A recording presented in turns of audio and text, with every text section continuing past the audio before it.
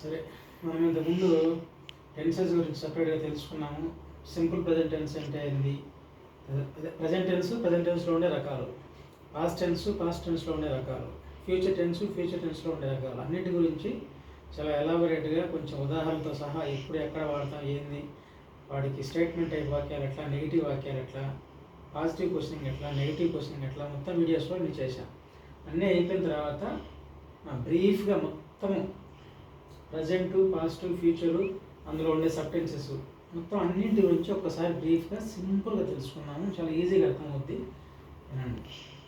So present tense, past tense, future tense, ఈ పక్క simple, continuous, perfect continuous. So simple present simple, present continuous, present perfect continuous, past simple, past continuous, past perfect continuous. అంటే future simple, future continuous, future perfect continuous. ప్రకారం రాసుకున్నాను table. ప్రతిదానికి formulas కూడా రాసి పెట్టినాను. Simple present formula subject V1, దానికి yes కానీ ES కానీ యాడ్ అవుతుంది ఎప్పుడు ఈ షీట్లో వచ్చినప్పుడు సబ్జెక్ట్ ప్లేస్లో ఆబ్జెక్టు. పాస్ట్కి అయితే subject plus V2 plus object. అదే సింపుల్ ఫ్యూచర్కి అయితే subject plus V plus V1 plus object.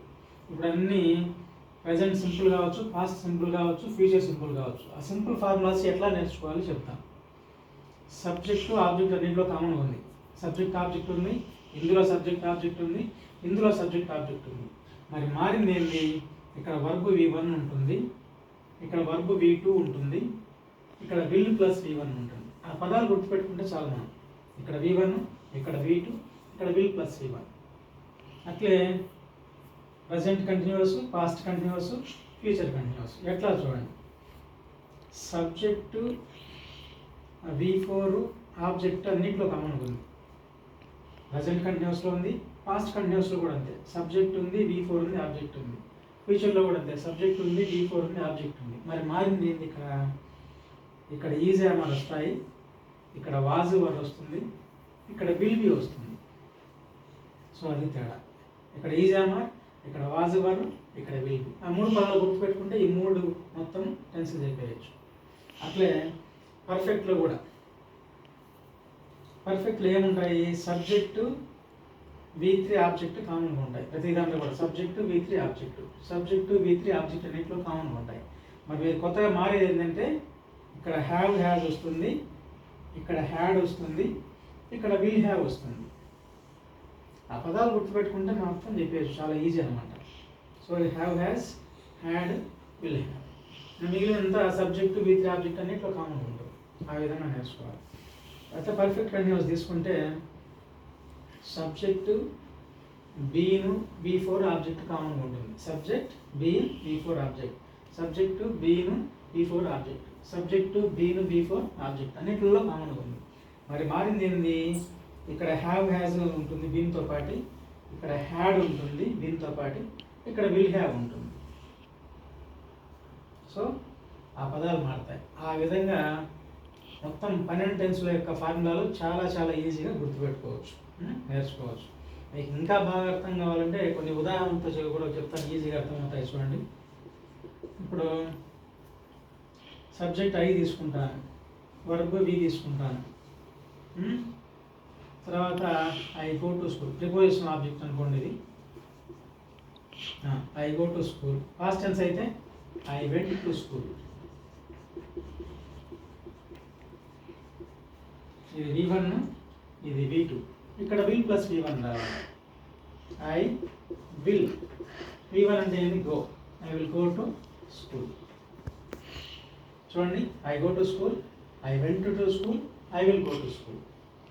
ఇది present, simple present, simple past, simple future.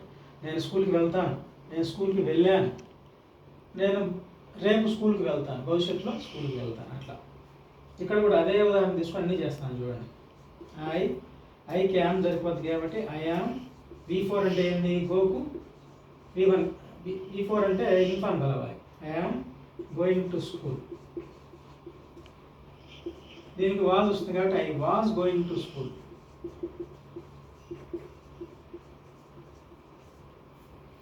ఇది I will be going to school. చూడండి, ఐఎమ్ గోయింగ్ టు స్కూల్, నేను ఇప్పుడు స్కూల్కి వెళ్తూ ఉన్నాను. I was going to school, నేను ఇంతకుముందు స్కూల్కి వెళ్తూ ఉన్నాను. ఈ పక్కన కొన్ని కీవర్డ్స్ వస్తాయి, మనకి ఇక్కడ పట్టాలు రాయటం లేదు. I will be going to school, రేపు కానీ ఎల్లుండి కానీ అట్లా నేను స్కూల్కి వెళుతూ ఉంటాను. సో అట్లా. నెక్స్ట్ ఇక్కడ అదే ఉదాహరణ తీసుకుంటాను చూడండి. Sorry, I have gone, V3 కదా, go went gone. I have gone to school, past tense had వస్తుంది కాబట్టి I had gone to school, I had gone to school. ఇది I will have V3 in the gone, I will have gone to school. So ఆ విధంగా. Next perfect అంటే రాస్తే I have been going to school. ఇక్కడ had been వస్తుంది, I had been going to school. ఇక్కడ I will have been, I will have been going to school.